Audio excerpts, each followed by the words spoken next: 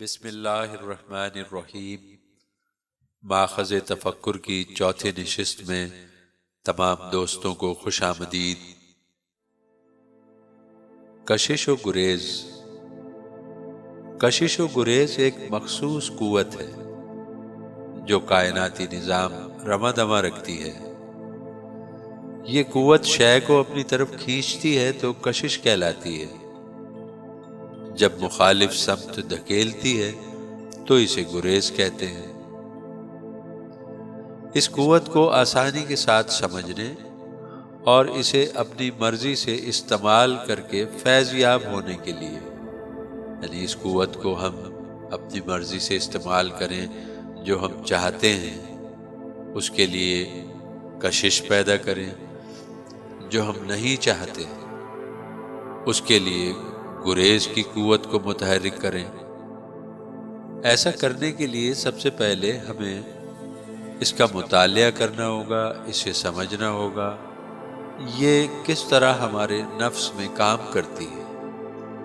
عام طور پر یہ ہوتا ہے کہ کوئی منفی خیال آیا ہے اور اسے رد کرنے کی کوشش کی جا رہی ہے، اس میں دلچسپی نہیں لی جا رہی، کیونکہ دلچسپی لینا اسے حقیقت سے قریب کرنا ہے۔ لیکن باوجود اس کے کہ ہم یہ چاہ رہے ہیں کہ معاملہ گریز کرے، لیکن وہ کشش بن جاتی ہے اور پھر وہ سامنے آ جاتا ہے۔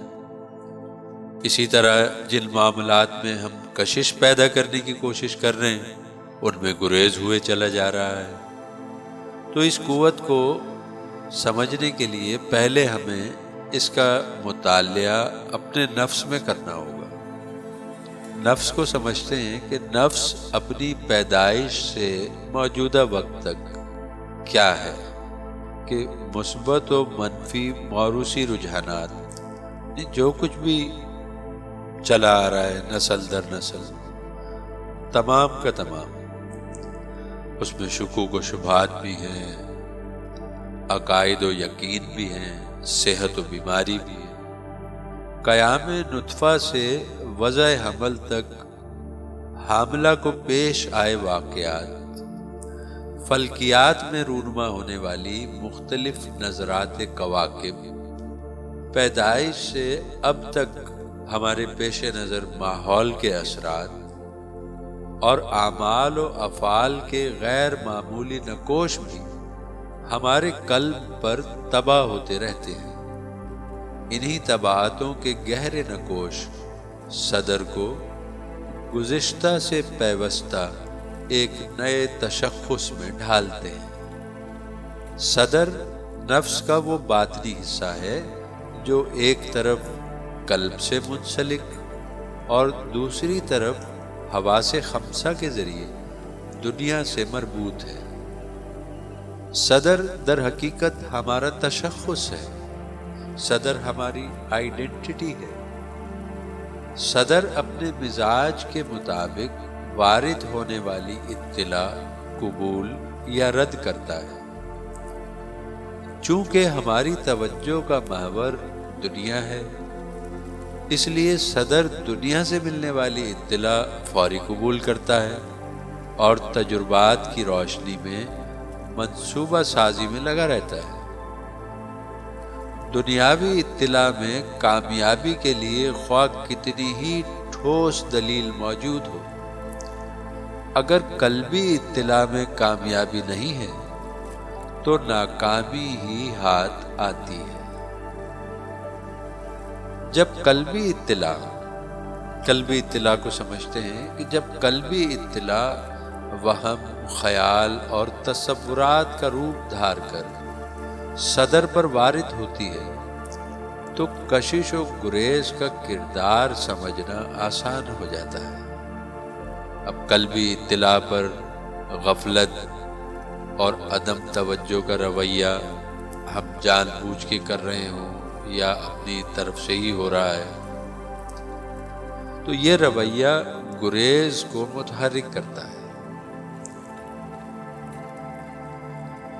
اب قوت گریز متحرک ہوئی ہے یا نہیں ہوئی، جیسے ہم ابتدا میں بات کر رہے تھے کہ کوئی منفی اطلاع ہے تو ہم اس سے گریز ہی کرتے ہیں، لیکن وہ ہو جاتا ہے تو گریز ہوا یا نہیں ہوا۔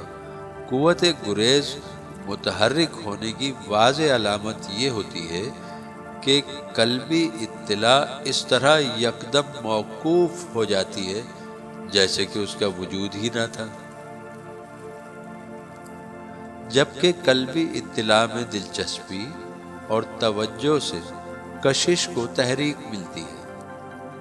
کشش کی علامت یہ ہے کہ اطلاع کے خد و خال واضح ہونے لگتے ہیں، صدر اطلاع میں تانے بانے بھی بننے لگتا ہے، اور نتیجے میں غیب میں اطلاع کے مظاہراتی اسباب بننا شروع ہو جاتے ہیں۔ اسی طرح پھر وہ اطلاع آنے والے وقتوں میں مظاہراتی روپ دھار کر سامنے آ جاتی ہے، اور پھر ہم کہتے ہیں کہ یہ بات ہمیں پہلے سے معلوم تھی، یا اس بات کی پہلے سے ہمیں اطلاع مل گئی تھی، یا یہ بات ہمارے اندر پہلے سے چل رہی تھی اور وہی ہوا۔ اب وہ بات خواہ نیگیٹو ہو یا پازیٹو ہو، اگر گریز اور کشش پر کمانڈ حاصل ہو تو نیگیٹو چیزوں کو ہم آنے ہی نہ دیں اور پازیٹو چیزوں کے لیے ہم راہ ہموار کریں۔ تو باہر سے آنے والی اطلاع کی بات نہیں ہو رہی، یہ قلب سے آنے والی اطلاع کی بات ہو رہی ہے کہ قلب سے جو اطلاع آتی ہے صدر کے پاس، ہوتا وہی ہے جو اطلاع قلب سے آ رہی ہے۔ باہر سے جیسی بھی اطلاع آ رہی ہے اس کا اطلاق ہونا ضروری نہیں، لیکن قلب سے جو اطلاع آ رہی ہے اس کا اطلاق ہو جاتا ہے، اگر وہ موقوف نہ ہو۔ اگر ہم نے گریز کیا ہے اور وہ موقوف ہو گئی تو پھر تو ٹھیک ہے، بصورت دیگر اسے پھر آنا ہے۔ تو قلب سے آنے والی اطلاعات زندگی میں پیش آنے والی تمام تر صورتحال، مثلا کامیابی، ناکامی اور صحت، بیماری پر غالب رہتی ہے۔ دنیا عالم اسباب اور قوانین قدرت مسبب الاسباب ہے۔ جب قلب پر کسی شے کے لیے یا کامیابی کے لیے چاہت کے گہرے نقوش تباہ ہوں گے تو یہ طباعت کشش کا باعث بنے گی، اور کشش کے ذریعے ہی وہ غیبی اسباب بننا شروع ہوں گے جو شے کے حصول کے لیے لازم ہے۔